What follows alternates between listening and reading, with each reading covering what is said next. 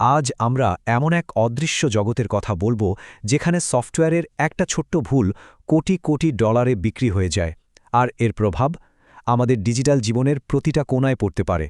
এই প্রশ্নটা শুনলে কি মাথায় আসে পারমাণবিক যুদ্ধ কিংবা হয়তো মারাত্মক কোনো মহামারী? আচ্ছা, যদি বলি আসল কারণটা সম্ভবত এর কোনোটিই নয়। হ্যাঁ, ঠিকই শুনছেন। পৃথিবীর সবচেয়ে বড় বিপর্যয়টা হয়তো কোনো পরিকল্পিত হামলার কারণে হবে না, বরং হবে ছোট্ট একটা ভুলের কারণে, যা হয়তো কেউই খেয়াল করেনি। আচ্ছা, আমাদের সবার সাথেই তো এটা হয়, তাই না? ফোনে বা কম্পিউটারে সফটওয়্যার আপডেটের নোটিফিকেশন আসলো আর আমরা কি করি? সোজা এই রিমাইন্ড মি লেটার বাটনটা টিপে দিই। কিন্তু আমরা কি জানি যে এই ছোট্ট একটা ক্লিক, এই সামান্য অবহেলা এক বিশাল অদৃশ্য আর ভয়ঙ্কর ব্যবসাকে জিয়ে রাখছে? এই যে গোপন বাজারের কথা বলছি, এর মূল মুদ্রা হল জিরো ডে। কিন্তু প্রশ্ন হল, এই জিরো ডে জিনিসটা আসলে কি? সহজ করে বললে, জিরো ডে হল সফটওয়্যারের একটা অজানা দুর্বলতা। মানে খোদ সফটওয়্যারের নির্মাতা নিজেই জানেন না যে তার বানানো জিনিসে এমন একটা ফাঁক রয়ে গেছে। আর যেহেতু তিনি জানেনই না, তাই এর বিরুদ্ধে কোনো সুরক্ষাও নেই। ঠিক এই কারণেই এটা হ্যাকারদের জন্য সবচেয়ে শক্তিশালী একটা অস্ত্র। ভেবে দেখুন একবার, শুধু একটা জিরো ডে ব্যবহার করে দূর থেকে যে কারো আইফোন হ্যাক করে ফেলা সম্ভব। শুধু তাই না, একটা দেশের বিদ্যুৎ গ্রিড বন্ধ করে দেওয়া বা কোনো সামরিক ঘাঁটিতে ঢুকে পড়ার মতো কাজও করা যায়। মানে এটা শুধু ব্যক্তিগত তথ্যের ব্যাপার না, এটা সরাসরি জাতীয় নিরাপত্তার জন্য বিরাট এক ঝুঁকি। যেহেতু এই ডিজিটাল ভুলগুলো এতটা শক্তিশালী, খুব স্বাভাবিকভাবেই এর জন্য একটা বাজার তৈরি হয়েছে। কিন্তু এটা কোনো সাধারণ বাজার নয়, এটা হলো এক অত্যন্ত গোপন আর বিপজ্জনক জগৎ। ব্যাপারটা ভাবলে অবাক লাগে, তাই না? একসময় হ্যাকাররা কিন্তু ভালো উদ্দেশ্যেই কোম্পানিগুলোকে তাদের সফটওয়্যারের ভুল ধরিয়ে দিত, কিন্তু কোম্পানিগুলো তাদের সাহায্য করার বদলে উল্টো আইনি হুমকি দিত। আর এই সুযোগটাই কাজে লাগালো বিভিন্ন দালাল আর সরকারি সংস্থা। তারা বিশাল অঙ্কের টাকার বিনিময়ে এই দুর্বলতাগুলো কিনে নিতে শুরু করল। আর এভাবেই জন্ম হল এক গোপন সাইবার অস্ত্রের শিল্পের। তো একজন হ্যাকার যখন এরকম একটা দুর্বলতা খুঁজে পায়, তখন সে একটা কঠিন সিদ্ধান্তের মুখোমুখি হয়।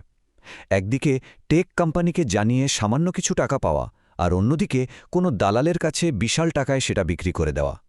শর্ত একটাই, দুর্বলতাটা গোপন রাখতে হবে। সিদ্ধান্তটা কঠিন, কিন্তু টাকার লোভ তো অনেক সময়ই জিতে যায়। ভাবুন একবার, জিরোডিয়ামের মতো ব্রোকাররা মাত্র একটা শক্তিশালী এক্সপ্লয়েটের জন্য $2.5 মিলিয়ন পর্যন্ত দিতে রাজি।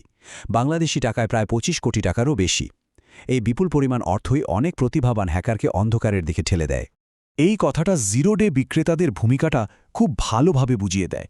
তারা আসলে জানেই না যে তাদের বিক্রি করার ডিজিটাল অস্ত্রটা কে কি কাজে ব্যবহার করবে।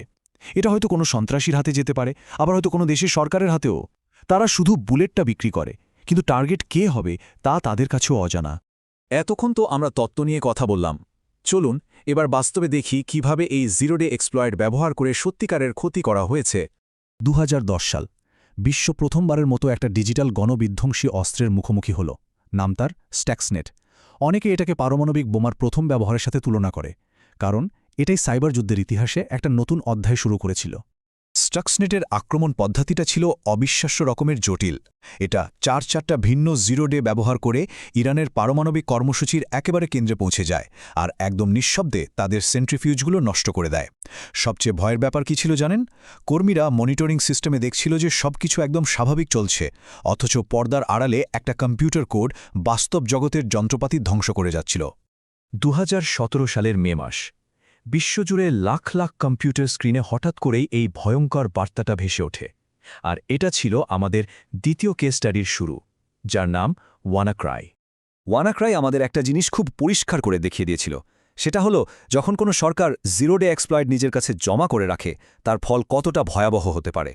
মার্কিন যুক্তরাষ্ট্রের এনএসএর তৈরি একটা সাইবার অস্ত্র চুরি হয়ে যায়, আর উত্তর কোরিয়ার হ্যাকাররা সেটাই ব্যবহার করে বিশ্বজুড়ে হাসপাতাল, বিশ্ববিদ্যালয় আর বড় বড় কোম্পানির নেটওয়ার্ক অচল করে দেয়।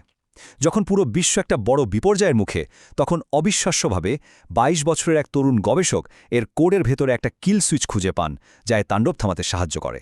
এই ধরনের সাইবার আক্রমণের আর্থিক ক্ষতি কিন্তু অসম্ভব। যেমন ওয়ানাক্রাইয়ের কারণে ক্ষতি হয়েছিল প্রায় $4 বিলিয়ন। আর 2017 সালে ইউক্রেনের ওপর রাশিয়ার যে সাইবার হামলা হয়, তাতে ক্ষতির পরিমাণ ছিল $10 বিলিয়নেরও বেশি। এটা শুধু ডেটার ক্ষতি নয়, এটা বিশ্ব অর্থনীতির ওপর এক বিরাট বড় আঘাত। স্টাক্সনেট বা ওয়ানাক্রাই এগুলো কোনো বিচ্ছিন্ন ঘটনা নয়। এগুলো হলো নতুন এক বিশ্ব বাস্তবতার অংশ, যেখানে যুদ্ধ আর সীমান্তে আটকে নেই, বরং তা ছড়িয়ে করেছে আমাদের ডিজিটাল নেটওয়ার্কেও। এই নতুন অস্ত্রের প্রতিযোগিতা কিন্তু থামার কোনো লক্ষণই দেখা যাচ্ছে না।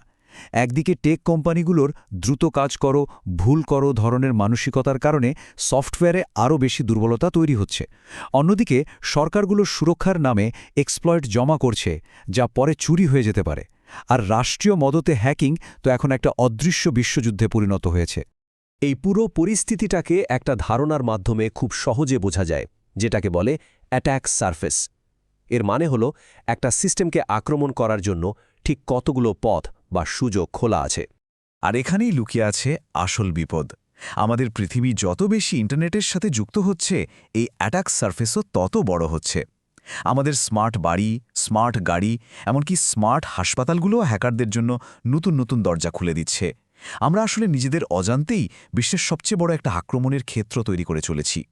তাহলে শেষ প্রশ্নটা এটাই দাঁড়ায়, এই যে অবিরাম সংযোগের দিকে আমরা ছুটছি, এটা কি আমাদের একটা উন্নত ভবিষ্যতের দিকে নিয়ে যাচ্ছে, নাকি আমরা নিজেদের অজান্তেই এমন একটা বিশাল অস্ত্র তৈরি করছি যা যে কোনো মুহূর্তে আমাদের বিরুদ্ধেই ব্যবহার হতে পারে? এই প্রশ্নটাই আজকের আলোচনার শেষে ভাবার জন্য রইল।